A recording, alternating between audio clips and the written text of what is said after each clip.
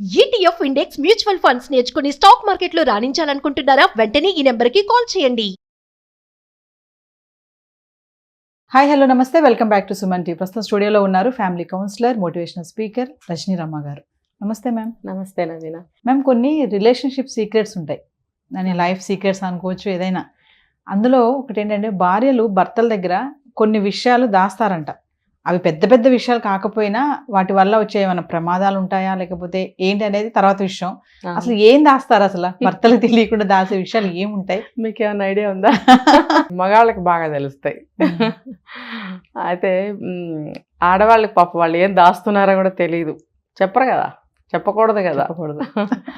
అయితే మెయిన్గా వచ్చేసి మగవాళ్ళు డబ్బు గురించి చెప్పకూడదు ఇంట్లో.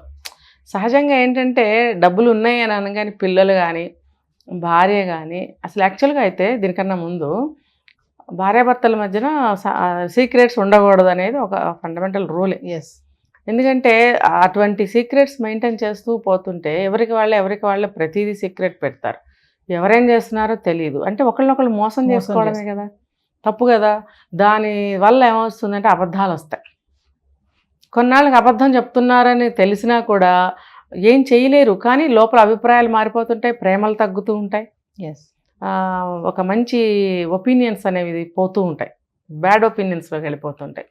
కాబట్టి చెప్పాలంటే అసలు సీక్రెట్స్ ఉండకూడదు అని అంటారు. కానీ ఈ మగవాళ్ళు కొన్ని విషయాలు ఇంట్లో చెప్పకూడదు. కొన్ని అవేంటంటే, ముందు డబ్బు విషయం ఏంటంటే, మనకి ఇంటికి ఎంత కావాలి ఏంటి అనేది మనం ఇంట్లో చూసుకుంటాము.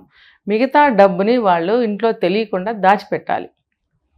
అయితే ఇంట్లో డబ్బు ఉందని తెలిస్తే పిల్లలు కానీ వైఫ్ కానీ ఏదో ఒక రిక్వైర్మెంట్స్, ఇప్పుడు ప్రతిదీ కావాలనిపిస్తుంది కదా. ఇప్పుడు వాళ్ళు 10 డ్రెస్సులు కొనుక్కుంటే కూడా రేపు ఏదో కొత్త ప్యాటర్న్ వచ్చింది, అది బాగుంది, అది కొనుక్కోవాలి, మా ఫ్రెండ్ బర్త్డేకి వేసుకొచ్చాడు, లేదా షూ బాగుంది బర్త్డేకి వేసుకొచ్చాడు, నాకు కావాలి అంటే, మా పిల్లలు కూడా సమానంగా అందరితో సమానంగా ఉండాలి, దేనికి లోటు రాకూడదు అని అనుకున్నప్పుడు భార్య రికమెండ్ చేస్తుంది. ఇవన్నీ జరగకుండా పోనీ ఆవిడకే కొత్త నాగ వచ్చింది, మరి కోరికలు ఉంటాయి కదండి, అందాలే ఆనందాలు, అంతే కదా. అందులోనూ బట్టలకి బాగా ఇంపార్టెన్స్ చాలా, అసలు చాలా బాగా. అంటే రోజుకు ఒక వెరైటీ, తిండి లేకపోయినా పర్లేదు కానీ మంచి చీర కట్టుకోవాలి, డ్రెస్ వేసుకోవాలనుకుంటున్నారు. ఇంకోటి అంటే ఇందులోకి వెళ్ళాలంటే ఇంకొకటి ఉంది చీరల గురించి. అది చీరలు చాలా తక్కువ ధరలో బ్రహ్మాండమైన వెరైటీస్ వస్తున్నాయి కదా.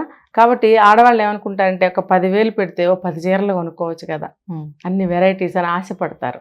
కానీ ఆ 10,000 అనే అమౌంట్ మగవాడి దృష్టిలో చాలా ఇంపార్టెంట్, చాలా వాల్యుబుల్ కూడా. అందుకనే కొంత డబ్బు దాస్తూ ఉంటారు. ఆ దాచిన డబ్బుని నా దగ్గర ఇంత డబ్బు ఉంది అని చెప్పకూడదు. అంటే ఎర్లీ స్టేజ్లో ఉన్నవాళ్ళు, అంటే యంగ్ స్టేజ్లో ఉన్నవాళ్ళు, మిడిల్ ఏజ్లో ఉన్నవాళ్ళు ముఖ్యంగా మెయింటైన్ చేయాల్సింది. కొంచెం వయసు దాటిన వాళ్ళకి అంతంత కోరికలు ఏమి ఉండవు. అప్పుడు కొంచెం మన ఫ్యూచర్ కోసం దాచుకుందాము అని చెప్పి చేసుకోవచ్చు. అప్పుడు చెప్పాల్సిందే. ఎవరు ముందు ఎవరు వెనక పోతారో మనకు తెలియదు. కాబట్టి భార్యకి కానీ భర్తకి కానీ ఇన్ఫర్మేషన్ ఇద్దరి దగ్గర ఉంచుకోవాలి. సర్టెన్ ఏజ్ వరకు అయితే మాత్రం భర్త చెప్పకూడదు. కానీ ఇందులో ఇంకొకటి కూడా ఉంది, చెప్పకపోతే యంగ్ ఏజ్లో కూడా ఏదైనా యాక్సిడెంట్ అయిపోవచ్చు, ఇంకోటి అయిపోవచ్చు. అలాంటప్పుడు భార్యకి తెలియాలి కదా. అయితే దానికి సంబంధించిన రిసిప్ట్స్ కానీ ఒక లెటర్ కానీ రాసి ఎక్కడన్నా లోపల పెట్టాలి. పెట్టినప్పుడు వాళ్ళు చూసుకుంటారు కదా సహజంగా, అవన్నీ తెలుస్తాయి. కానీ నోటితోటి ముందు నుంచే ఇవన్నీ ఇంత ఉంది అంత ఉంది అని చెప్పకూడదు. దాన్ని ఒక సమస్యలు వచ్చినప్పుడు కానీ అత్యవసరం వచ్చినప్పుడు కానీ బయటకు తీసి వాడాలి. అంతేగాని తన సొంత అవసరాలకి, తన తిరుగుళ్ళకి, తన వ్యసనాలకి తీసి వాడకూడదు. ఇది నా సజెషన్. ఇక్కడ కొంతమంది మేడం అంటారు కదా, లేడీస్, ఫినాన్షియల్ది మాకు కూడా చెప్పాలి, మీరు అన్నీ మీరు పెట్టేసుకొని మీ నెత్తి మీద పెట్టుకుంటారు, మాతో షేర్ చేసుకోవాలి, మనకు అప్పులు ఎన్ని ఉన్నాయి, మన బడ్జెట్ ఏంటి, మన బాధ్యతలు ఏంటి, ఇవన్నీ మాతో కూడా షేర్ చేసుకోండి అనే ఆడవాళ్ళు కూడా ఉన్నారు కదా. ఉన్నారు. ఇద్దరు కలిసి సమానంగా డబ్బు దాచేవాళ్ళు కూడా ఉన్నారు. ఇది వాళ్ళకి వర్తించకపోవచ్చు. సాధారణంగా చూడండి అంతే జరుగుతుంది కదా. ఇప్పుడు డబ్బు ఉంటే ఏదైనా వస్తువు కొనుక్కొచ్చేయాలి, వాళ్ళ ఇంట్లో సోఫా సెట్ బాగుంది, మనం కూడా సోఫా సెట్ తేవాలి. అది అవసరం ఉందా? సోఫా సెట్ అనేది ఎవరో అందరూ వచ్చి కూర్చుని పోతూ ఉంటారు. దాన్ని మనం 24 గంటలు కూర్చుంటామా? 1 గంట కూర్చుని టీవీ చూస్తే గొప్ప కదా. మరి 24 గంటలు ఆ డబ్బులు అందులో ఇన్వెస్ట్ అయి ఉన్నాయి కదా. ఇప్పుడు ఏదైనా సడన్గా అవసరం వస్తుంది, ఒక సమస్య వస్తుంది, అప్పుడు డబ్బు కావాలి, అప్పుకి వెళ్తారా? అప్పు చేస్తే మళ్ళీ అప్పు తీర్చడం కష్టం కావచ్చు మీకు. మీరు ఉన్న స్టేజ్ ఎటువంటిదైతే దాని ప్రకారం. బాగా ఉన్నవాళ్ళు అనుకోండి అసలు డబ్బు దాల్సిన అవసరమే లేదు, కాస్త కూస్త ఇబ్బంది పడేవాళ్ళే కదా డబ్బు దాస్తారు. మరి అలాంటప్పుడు అప్పు చేస్తే మాత్రం తీర్చగలరా? మరి అలాంటప్పుడు మనకి సోఫా సెట్ అవసరమా? అవసరం లేదు, మనకి నీడ్స్ కావాలంతే ఆ సమయంలో. అందుకని అలాంటి వాళ్ళు ఏం చేయాలంటే చెప్పకూడదు ఇంట్లో. ముఖ్యంగా భార్య క్యారెక్టర్ అర్థమవుతుంది భర్తకి. పొదుపు చేసే మనిషా, ఖర్చు పెట్టే మనిషా, లగ్జరీలకి వెళ్తుందా, హంగులు కావాలా, తిరుగుళ్ళు ఫ్రెండ్స్తో బడాయిలు కావాలా, ఇలాంటివన్నీ భర్తకు తెలిసినప్పుడు అటువంటి భర్తలు జాగ్రత్త పడాలి. మిగతా వాళ్ళు ఇద్దరు సమానంగా ఉన్నప్పుడు అవసరం లేదు. ఆ తర్వాత తన ఎక్స్ లవ్ ఏమన్నా ఉంటే, పాత లవ్లు అలాంటివి ఏమన్నా ఉంటే అవి కూడా చెప్పకండి. ఎందుకంటే అది కుదరలేదు కాబట్టే కదా వదిలేసి ఈ అమ్మాయిని చేసుకున్నారు. ఇప్పుడు యాక్సిడెంట్స్ అనేవి, పొరపాట్లు, తప్పులు అనేవి ఎవరికైనా జరుగుతాయి. అలా అనుకుని వదిలేసి మీరు కొత్త జీవితం మొదలుపెట్టినప్పుడు మళ్ళీ మీరు అందులో ఆలోచనలకు కానీ అవి చెప్పాలని కానీ రహస్యాలు ఉండకూడదు కదా భార్యాభర్తల మధ్యన.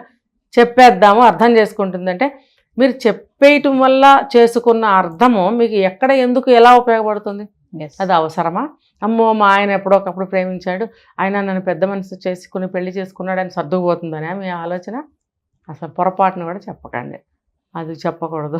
ఒక విషయం చెప్పాను, ఇప్పుడు భార్య భర్తల మధ్యలో సీక్రెట్స్ అంటూ ఉంటాయా? అంటే కొన్ని చెప్పకూడనివి, కొన్ని చెప్పేవి, భర్త భార్య కానీ భార్య భర్తకు కానీ ఉంటాయి. ఎలా అంటే ఇప్పుడు కొన్ని ఉంటాయి, ఎక్కడన్నా కొన్ని వాళ్ళ మెంటాలిటీస్ని బట్టి నేను చెప్తా. ఇప్పుడు ఎక్కడన్నా అవమానం పొందాం, అది ఇంటికి తీసుకొచ్చి భార్య భర్తకు కానీ భర్త భార్యకు కానీ చెప్పింది అనుకోండి, అప్పుడు మంచి మనస్తత్వాలు అయితే అయ్యో అలా జరిగిందా, నువ్వు ఇలా జాగ్రత్తగా ఉండని ప్రికాషన్ చెప్తాడు భర్త కానీ భార్య కానీ. వీళ్ళ ఇద్దరికి ఒకరి మీద ఒకరికి ఆల్రెడీ కొంచెం మనస్పర్ధలు, తేడా భావాలు ఉన్నాయి అనుకోండి, అలాంటి అవమానం జరిగిందని చెప్తే నీకు అవ్వాల్సిందే అంటారు. అది ఇంకో బాధ కదా, భర్త అయ్యుండి భార్య అయ్యుండి ఇలా జరిగిందని చెప్తే ఇలా అంటారా అనే బాధ కలుగుతుంది. చెప్పకుండా ఉంటే మేలు తనకి అని చెప్పరు. ఇంకోటి ఏంటంటే భార్య మీద అంతగా కేర్ లేదు, అంతగా ఇష్టం లేదు, ఏదో జరుగుతుంది జీవితం అనుకున్నప్పుడు హెల్త్ ఇష్యూస్ వస్తే కూడా చెప్పదు. ఎందుకనంటే తీసుకెళ్ళాడు హాస్పిటల్కి, పట్టించుకోడు, తీసుకెళ్ళాడు, వైద్యం ఇప్పించడు. మరి అలాంటప్పుడు చెప్పి ప్రయోజనం ఏంటి? చెప్పాను 10 సార్లు, వినడు, అర్థమైపోయింది, నన్ను చూపించడు, నాకు మంచిగా చూడడని అర్థమైపోయినప్పుడు చెప్పి ఇంకా బాధ పెంచుకోవడం ఎందుకని చెప్పదు. రిలేషన్లో ఏదైనా అవమానాలు జరిగినా, బాధ కలిగినా, పక్కింటి వాళ్ళతో జరిగినా ఆ సిచ్యువేషన్లో చెప్పుకోవడానికి ఇష్టపడదు, మామూలుగా కూడా చెప్పుకోవడానికి ఇష్టపడదు. ఇంకొకటి ఏంటంటే తన ఒక సక్సెస్లో ముందుకు వెళ్ళినప్పుడు అది కూడా చెప్పడానికి ఇష్టపడదు. చాలా విన్నాను ఈ కేసులు నేను కూడా. ఏంటంటే భర్త కన్నా భార్య ఇంకా పెళ్ళైన తర్వాత బాగా చదువుకుని పిహెచ్డీలు అవన్నీ చేసేసి మంచి ఒక రేంజ్లో ఉందనుకోండి, ఇంకా లేకపోతే ఏదైనా అవార్డ్స్ వచ్చినాయి అనుకోండి డిపార్ట్మెంట్లో వర్క్ చేసే దగ్గర, అవి చెప్తే ఇంటి దగ్గర ఈయన ఏమన్నా తక్కువగా ఫీల్ అవుతాడేమో, నాకన్నా పైకి వెళ్ళిపోతుంది, మంచి ఉన్నత స్థితికి వెళుతుంది అని చెప్పి ఎలా తీసుకుంటారో తెలియదు. రేపటి నుంచి ఆ కినుక ఆ భావనతోటి గిల్టీ ఫీల్ అవుతాడేమో, ఎందుకులే అవి చూడొచ్చాడా అయినా చెప్పకుండా ఉంటే మేలు అన్నట్టు అవి చెప్పదు. అలా కొన్ని ఆడవాళ్ళు చెప్పడానికి ఇష్టపడరు.